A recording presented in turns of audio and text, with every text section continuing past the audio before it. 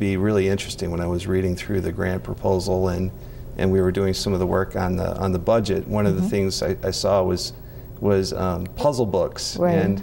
and it hit me. You know, if it's a brain disease, you want to help stimulate the brain in ways. And so is that what? Absolutely.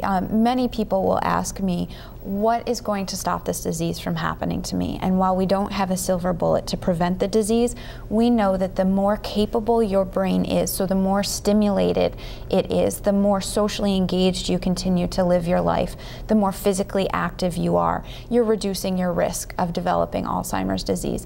But even after a diagnosis is made, it's absolutely critical that we continue to stimulate folks socially and mentally or academically. So the use of puzzle books is a great way.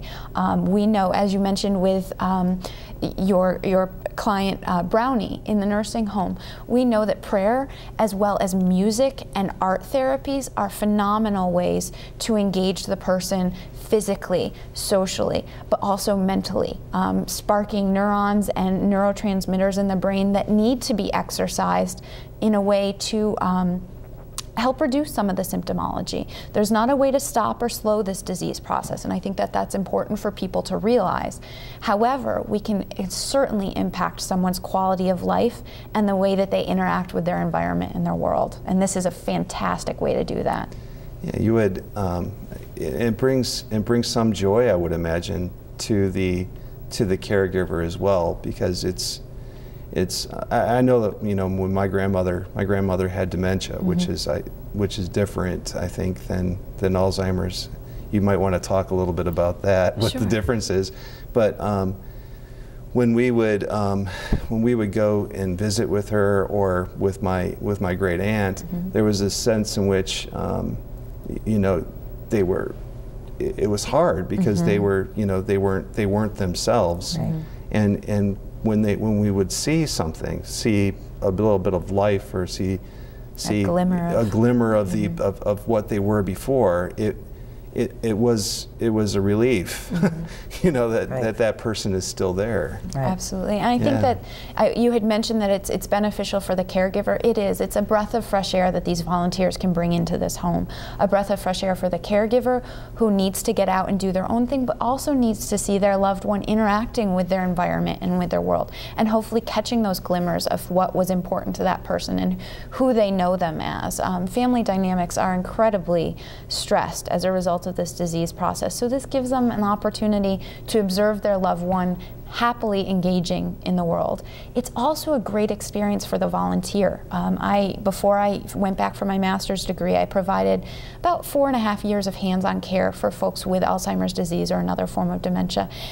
And for me, it was such an empowering, enriching opportunity to spend time with these folks. You have a whole new perspective, a whole new sense of innocence is brought to your day. And it's a great way to find humor and love that stays. Love transcends this disease, and I think that that's essential for everyone to know, family members, volunteers, and for the people that are experiencing this disease. You had mentioned to me about the importance of understanding the difference between Alzheimer's disease and dementia. Alzheimer's disease is an actual disease process. It has a genesis, it has a trajectory, it has a leading hypothesis of what causes that disease to occur. Dementia, however, though, is a set of symptoms that can be applied to various medical conditions. So problems with someone's thyroid, problems with drug interactions, polypharmacy or the overuse of multiple prescription drugs, severe infections, anemia, even depression can cause dementia-like symptoms, which are changes in cognitive ability, changes in memory capacity, changes in behaviors and personality changes. So it's a set of symptoms that can be applied to multiple disease processes, but also other health conditions. Some can be reversible. So if we identify that there was a problem with your thyroid, medications or surgery can be provided to alleviate that symptomology. With a disease like Alzheimer's disease or vascular dementia, it's not a reversible form of dementia. Now, how do they determine if it's dementia or if it's Alzheimer's?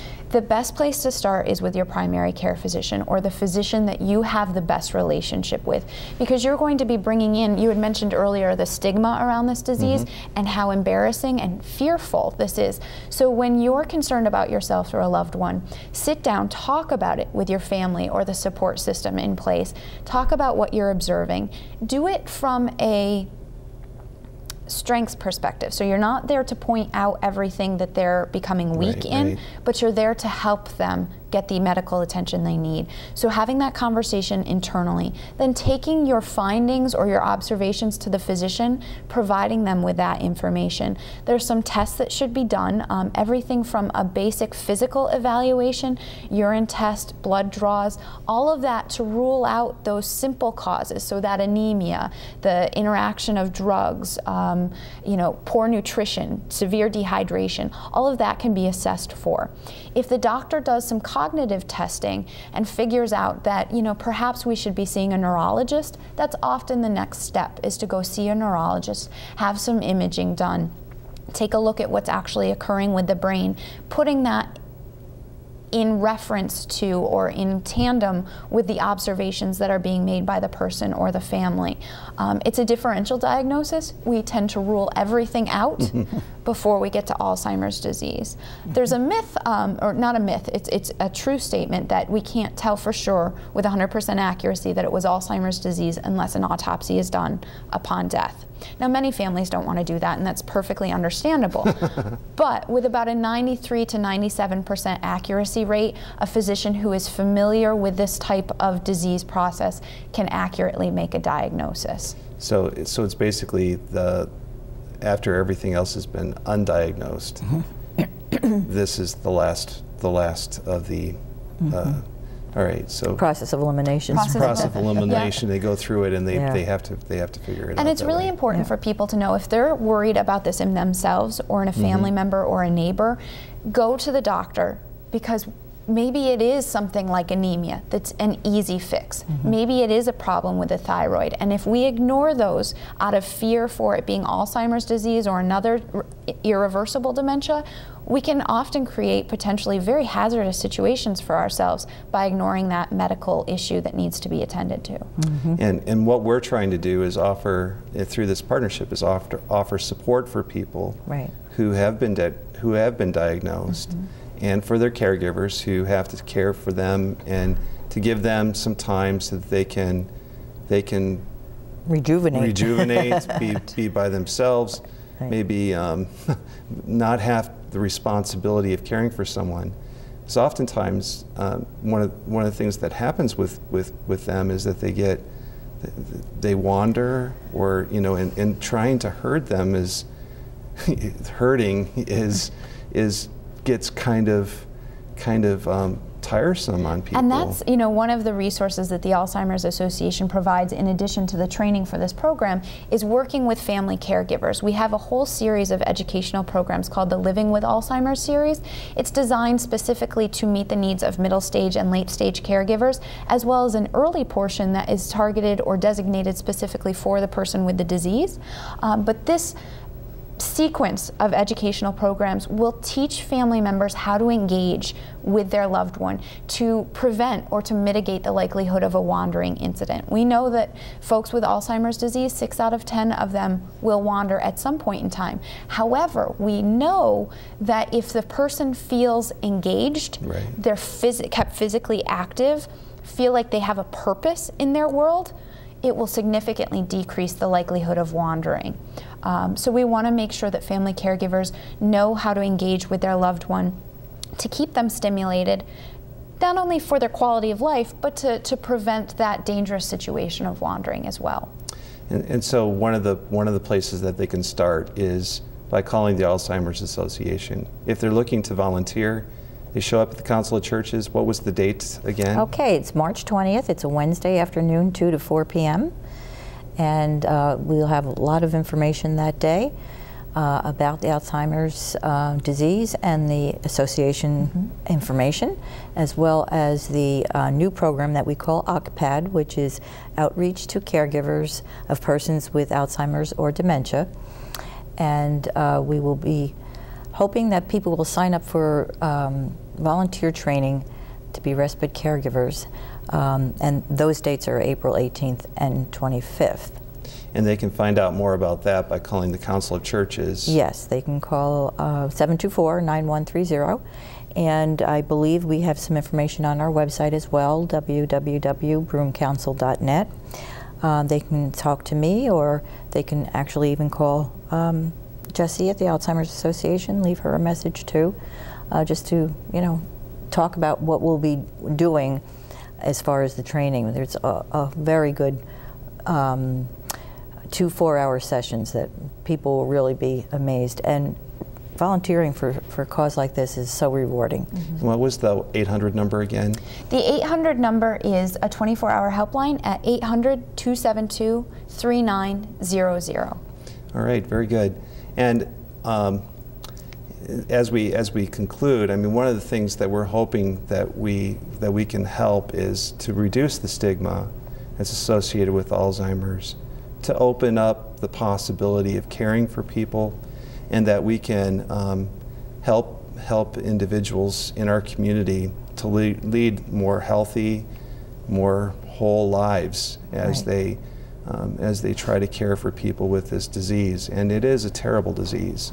It's a terrible disease, but we're making strides daily, and we're really looking at ways to improve the caregiver and the person with the disease, their life, and also creating opportunities for the person with the disease to give back, to continue being part of the community. And to show people that love doesn't end. Absolutely. Like you were suggesting, love is still capable of being given and received through the course of Alzheimer's. Absolutely.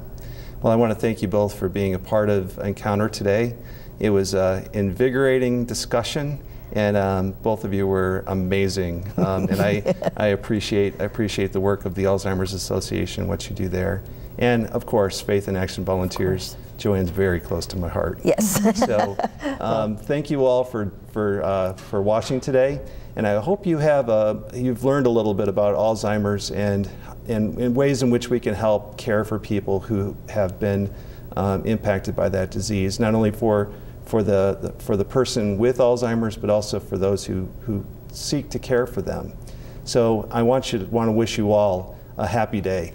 Have a great day today.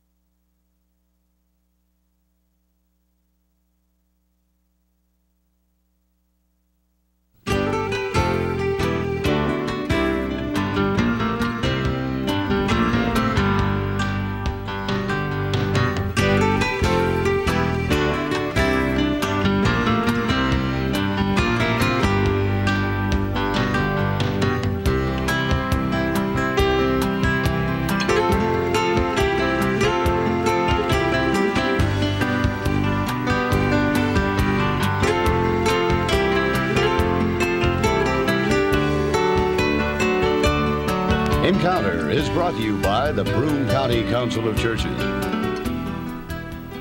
Good morning. My name is Kelly Devine, and I'll be your host for Encounter, brought to you by Broome County Council of Churches.